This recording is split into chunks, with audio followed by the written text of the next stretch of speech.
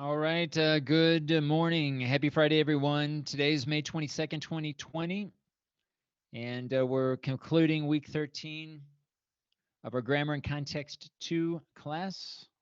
And looks like we only have one person in. In fact, it looks like we have more of you in the shared Word online document, which in fact is where we're going to work today.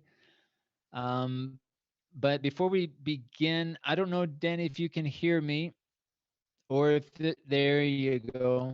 That's it. Thank you. Thank you for renaming yourself. I just want to make sure that those of you who are in the session are enrolled in Grammar and Context too. So thank you for changing your name to your account in Zoom. Just helps me also to identify who's who. Hello, Jessica. Hello, Deyanira. Kimbo. Hello, Jamilka. Jami. I like your nicknames there. Welcome. Happy Friday, everybody. It looks like many of you were first in the Word document first and before coming into the live session. Good morning, Claudia. Today, we're going to continue working in the shared Word online documents. And I'm going to go ahead and share my screen so that we can look at some of the questions. Now, the document's getting a little bit big, it's getting a little long, and that's okay. But I've noticed that um, I I may be missing some of your responses to some of my questions or some of my comments in Microsoft Word, simply because there are a lot of comments that are included in the document. So today, what I would like to do is I want to add one more piece to our task, one more element to our task today. And, we started off by first including direct questions. Then I ask you to convert those direct questions into indirect questions. The last thing I would like to do today is underneath or below your indirect questions, I would like for you to now provide one response. Okay, just one of the responses from one of the interviewees. It doesn't matter which one, but I would like for you to include the response in the form of reported speech. All right, so uh, you might start off by saying, "My mom stated that," and then her response. All right, so this is going to be the third piece. This is going to be the third thing that I would like for us to do to conclude this activity, is to include only one response. It doesn't matter which one. You can choose the best response, right? Or you can choose one person only if you want to just include all of his or her responses. It's up to you. Um, but I would pay close attention to reported speech. Try to write out his or her response as reported speech. Now, the final thing I'll say, I want to review. I would like all of you to review the comments for your work. All right. And I also encourage you to look at the feedback that I'm providing some of your classmates. Compare your indirect questions with the indirect questions from your classmates. Compare the feedback that I provide you with the feedback that I provide some of your classmates. All right. Because this is the purpose of using this kind of document, so that you can see and compare your work with the work of your classmates, and you can see all of my comments, all of the feedback. I want to be as transparent as possible so that you can see what kind of feedback I'm providing, not only to you, but also to your classmates. So take a look at your responses. And let me look at an example here to talk about word order. Okay, so whenever we're creating an indirect question, we have to be careful with word order. So let's take a look at an example.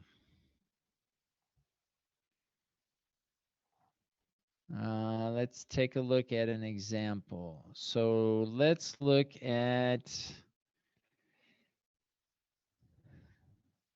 this indirect question. All right, so here we have an indirect question.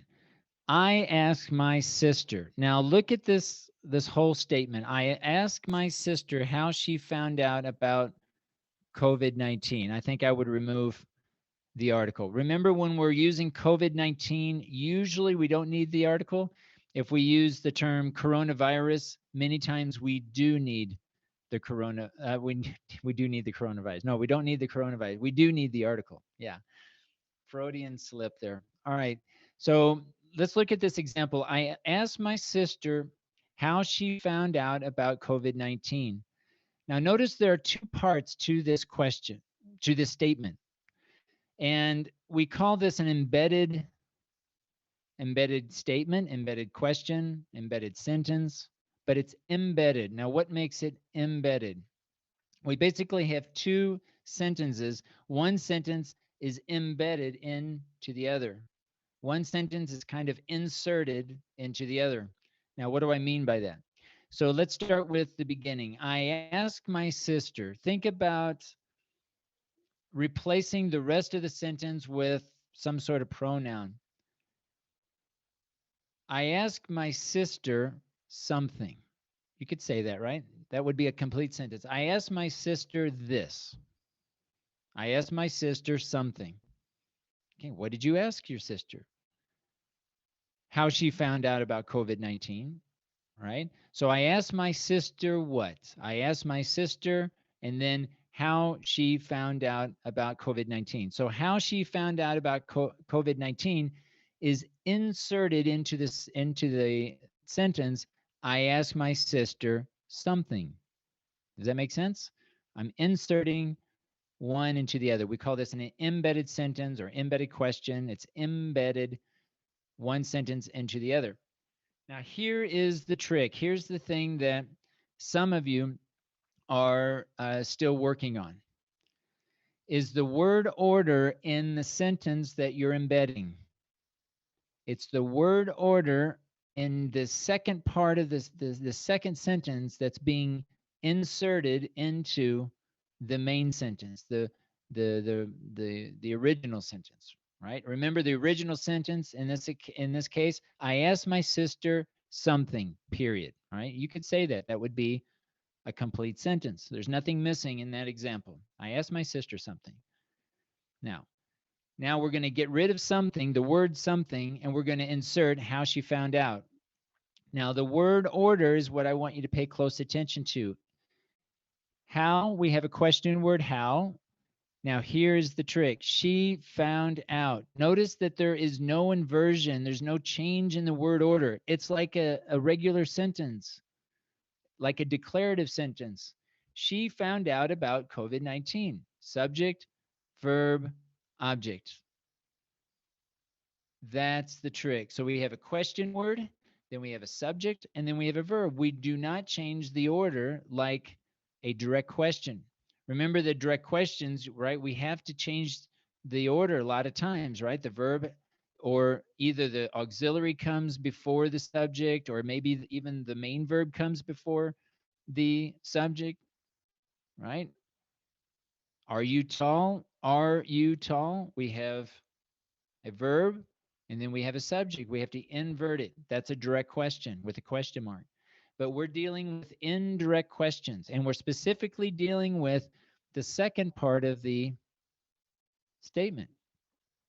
I mean, you could argue the first part doesn't change either. In fact, we just have a subject, right, and a verb. Subject coming before the verb, right? I asked my sister. I asked my sister how she found out about COVID-19. So take a look at your examples of indirect questions and pay close attention to the sentence that's being embedded, right? In these examples, I'm going to highlight just the embedded sentence, right? I questioned something. What did I question? Or I questioned her something. What did I question? How she kept informed. I asked her something. What did I ask her? I asked her how the coronavirus affected academic life. How the coronavirus affected her academic life. Subject, verb. Pay close attention to the word order. I questioned my sister what? I questioned my sister something. What did I question her? You can't highlight this. How the virus affected her daily life. The virus affected her daily life. Subject, verb. I asked my sister something. What did I ask my sister? How she carries out prevention. How, question word. She, subject. Carries out, verb. What did she carry out? Prevention, direct object. I questioned her something. What did I question her about? I questioned why she thinks we should be isolated. Why? Question word. She, subject. Thinks, verb. Now here we have why she thinks. We actually have 3 embedded sentences. Actually, 2 embedded sentences. We have why she thinks something. What is the something? We should be isolated. So actually we have another embedded subject, subject, verb, and then object. Or in this case, an adjective, isolated. See that? So we have we should be isolated. Well, actually, it's the verb, right? So we have subject, verb. We should be isolated is the verb. And then why she thinks this. That's another sentence. And then we have a third sentence. I ask her this. Right? So notice 2 embedded sentences in this complex sentence. We actually have 3 clauses, if you want to think of it like that. I ask her something. What did I ask her? What preventative measures she takes. All right, so we have, again, question word, subject, preventative measures, right, that she takes. All right, so take a look at your own examples of indirect questions. Compare some of your responses with some of those from your classmates. Take a look at the comments that I'm making in the Word document. If any one of you has responded or asked a question as a comment or replied to one of my comments and I did not reply because I missed it, let me know. Unmute your mic. We can talk about it, and we'll look at it here in class. All right. Double check your indirect questions when you're comfortable with your indirect questions and your direct questions, because there's some of you that still need to make some small changes to your direct questions.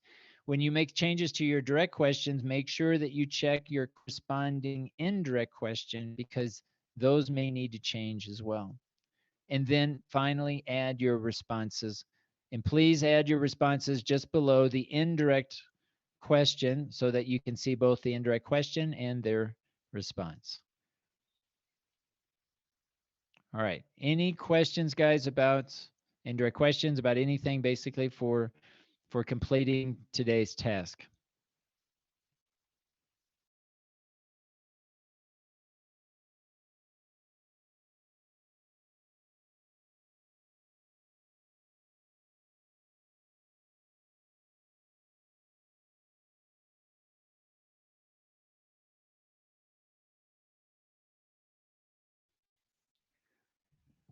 As you guys are going through and making the changes to your text, if I left any comments that relate to those changes, please remove the comments as you go along so that at the end we have no more comments along the right-hand side of our Word document. If you guys have any questions, I'm going to go ahead and mute my mic. Just jump in if you want me to look at something or clarify some of my any of my feedback.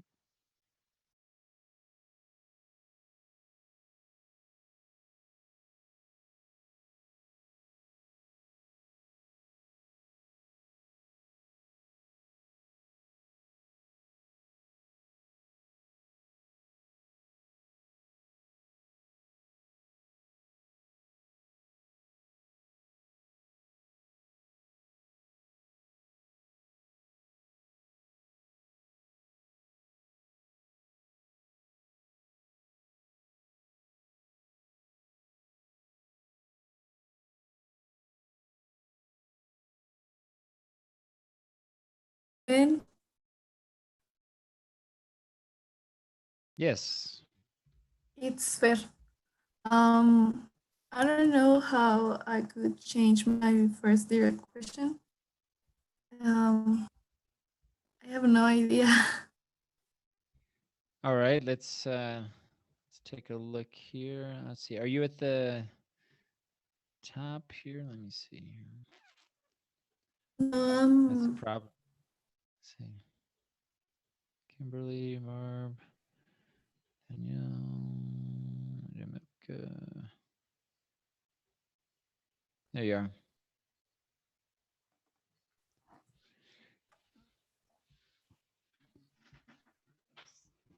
Okay. Let's see if you have any other. No, you don't. All right. Um, let's look at my comment here. Yeah. So there's nothing like incorrect here, but there's, I think, a more common way to ask this question. And so, what other way might you ask the same question and keep the same verb spread? Okay, keep basically the same question, but maybe a different verb. mm, How do you think? How might you change this?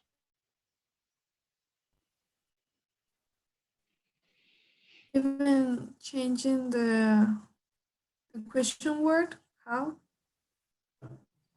No, you can keep the same question word and keep the same subject and keep the verb spread. In fact, you do it in other questions. Like, look at question 6. Compare your direct question 6 with question number 1. Okay. For example,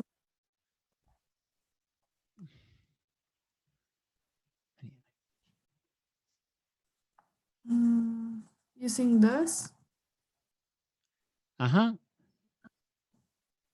So how does the coronavirus spread? How does it spread? Right? So I think this would be a little bit more of a common question, right? How does it spread? Instead of how is the corona, right? How is it spread? How does it spread? Okay. I also make change here in the connector. I replace that with when, but I don't know if it's okay. Right. So who are the most vulnerable people? No, sorry, and not in this. And how how how Number would you 10, know how would you know? in direct Okay. question? How would you know when you're infected? How would you know?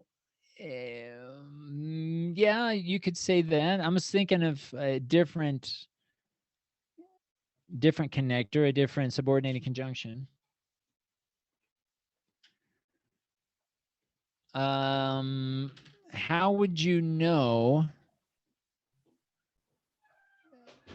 Let's look at the question here. This is how would you now if this is a direct question, Fernando, how would you let's see, how would you know?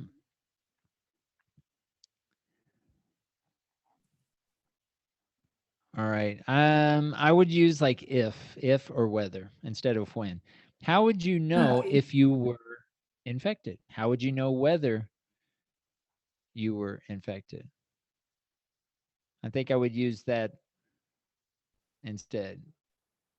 All right. This is another example now of an embedded question. Right? How would you know this? How would you know that? Right? And so if you were infected is an embedded sentence into the sentence, how would you know? Right? So it's a little bit different Yes. than your questions above where you say, how do you feel about, right? You see the difference between these two? Yes. And here, how would you know if you were infected? You wouldn't need the question mark, right? How would you know,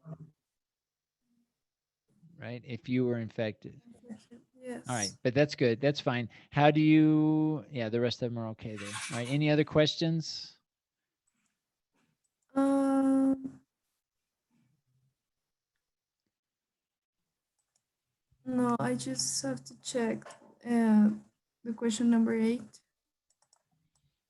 and that's it. Okay. Thank you. Yeah, going back to the question mark and number 10, I would leave the question mark. Yeah, don't remove the question mark there. That's fine. Okay. All right. Anything else?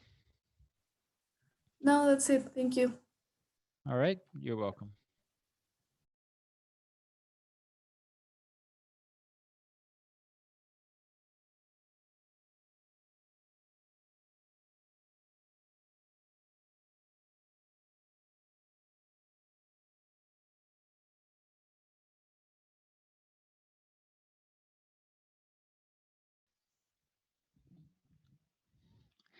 Guys, I need to step away from my computer for like 5 minutes, but I'll be right back. So if you do have a question in the next 5 minutes, just hold your question. I'll be right back.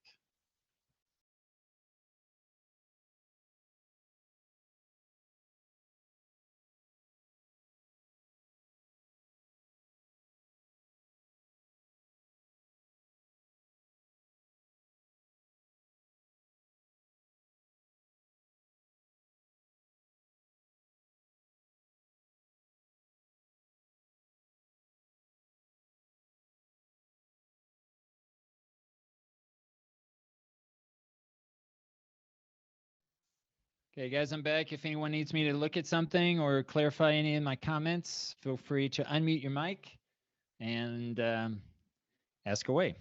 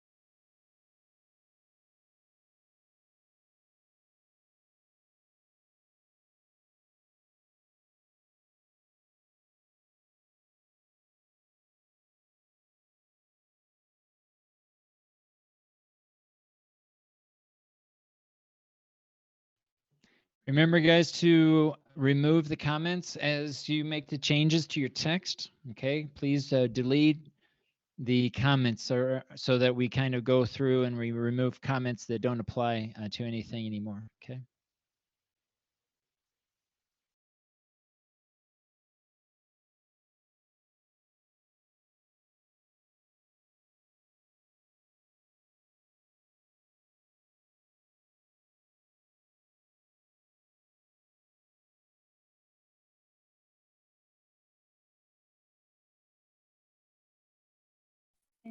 Benjamin,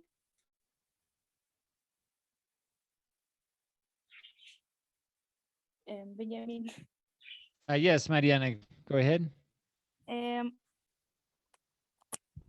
can you check my direct questions? Yes, let me find you here. Because I already changed the the the feedback that you gave me, but I don't All know right. if they are all right. All right, let's take a look here.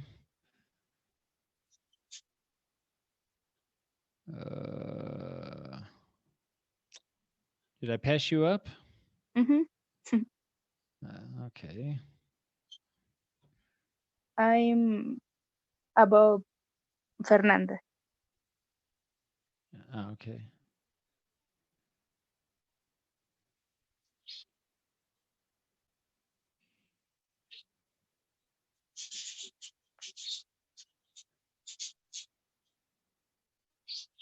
There you are. You want me to check all of your questions or anyone in particular? And you said that number 6 was wrong. Wrong. Okay, why don't people follow the suggestions to not get infected? All right, that's fine. Why don't people follow the suggestions of not getting infected? The sections to not get infected. Yeah, or of not getting infected, but that's fine. I think the problem was at the beginning, no, the auxiliary. Mm-hmm. Yeah, Yeah, that's fine. okay. Okay, Anything else? no, That that it? was the question. Okay. Alrighty. Thank you. Okay, you're welcome.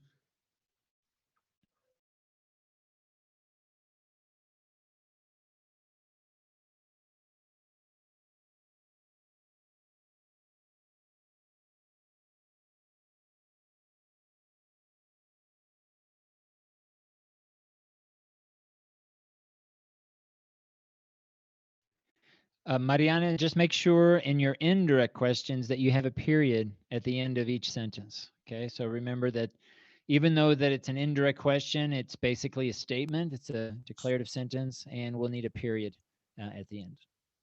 Okay. Thank you. You're welcome.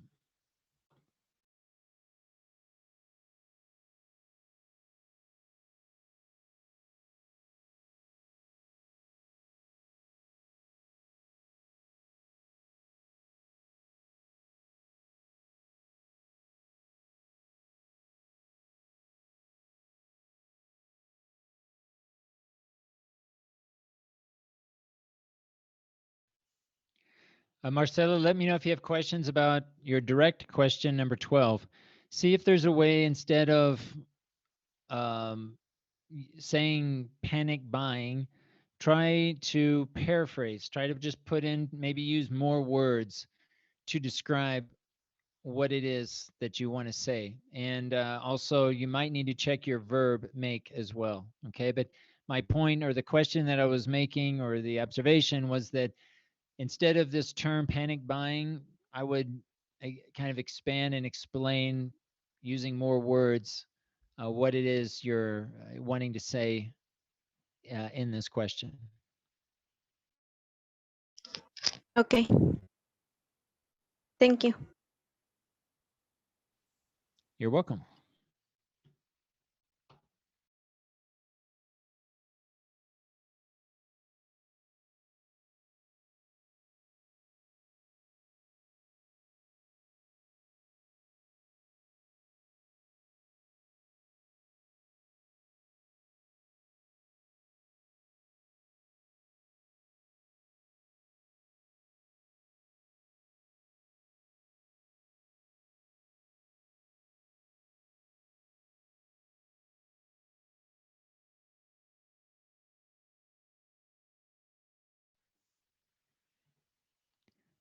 All right, guys, we're getting close to the end of class.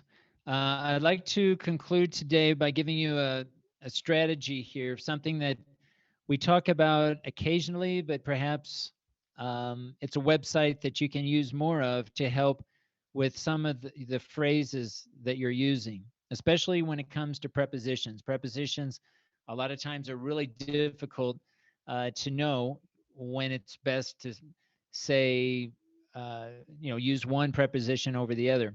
I want to give you an example, and if you're not already, take a look at the screen that I'm sharing with you.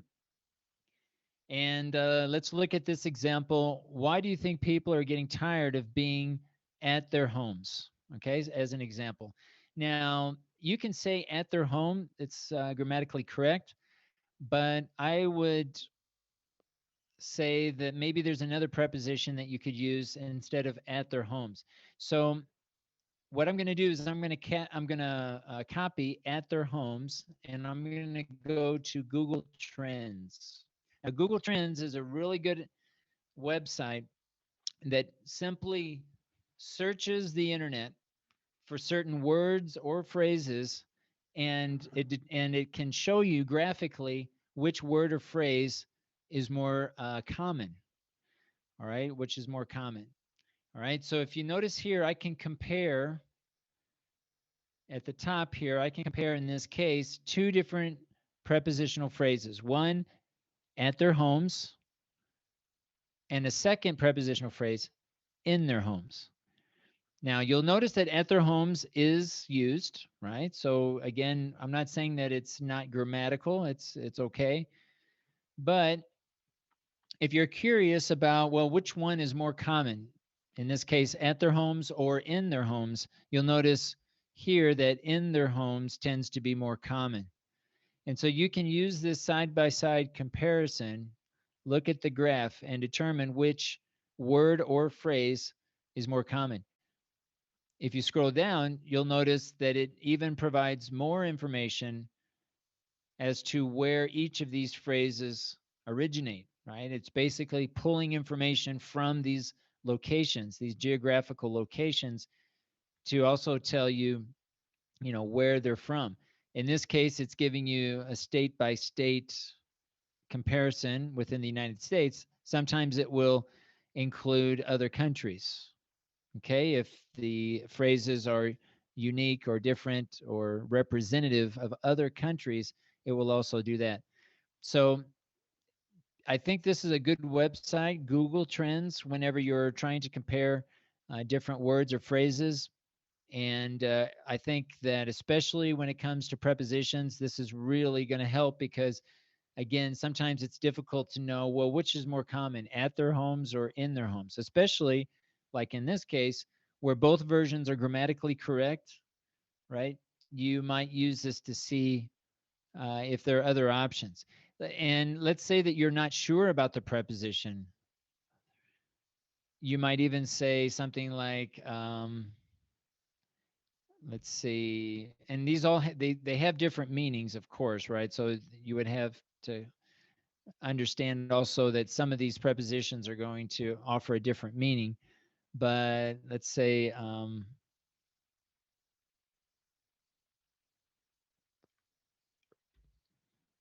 this is not a good example. I'm trying to think of a good example. Through their homes, that has a different meaning, but you could also compare.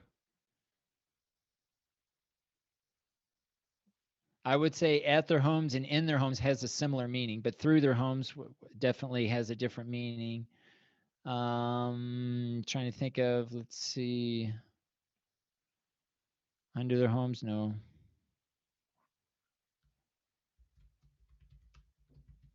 Trying to actually think of one that would not be possible, like over their homes is going to be even less common.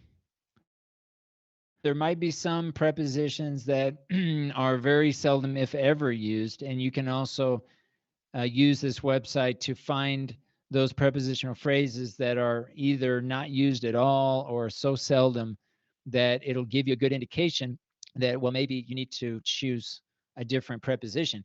And you could just go through here and just keep trying different prepositions until you found one that was, one, more common, and number two, make sure that it shares the meaning, right? That it has the meaning of that you want to include, right? So I wanted to share this website with you.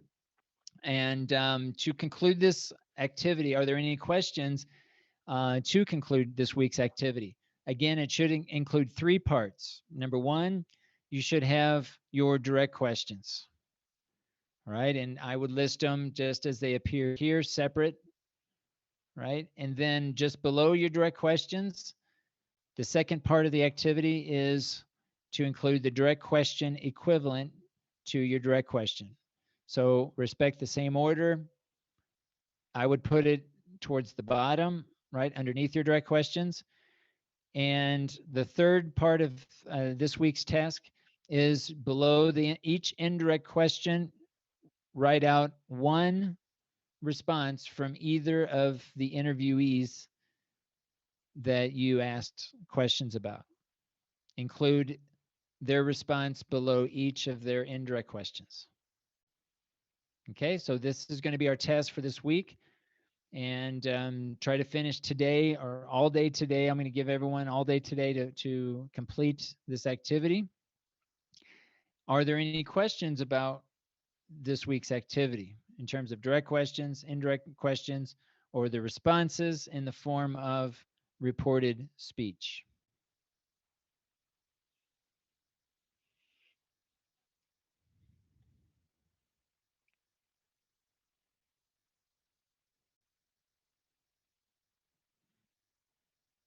No. No questions? All right, guys. Well, then I guess we'll stop there for today. Again, try to complete this task for this week and enjoy your weekend. And we'll see everybody next Monday. And we'll start week 14 next Monday with the next concept. All right. Thanks, guys. Talk to you soon. Thank you. Bye. Bye. Thank you. Thank you. Bye. Bye.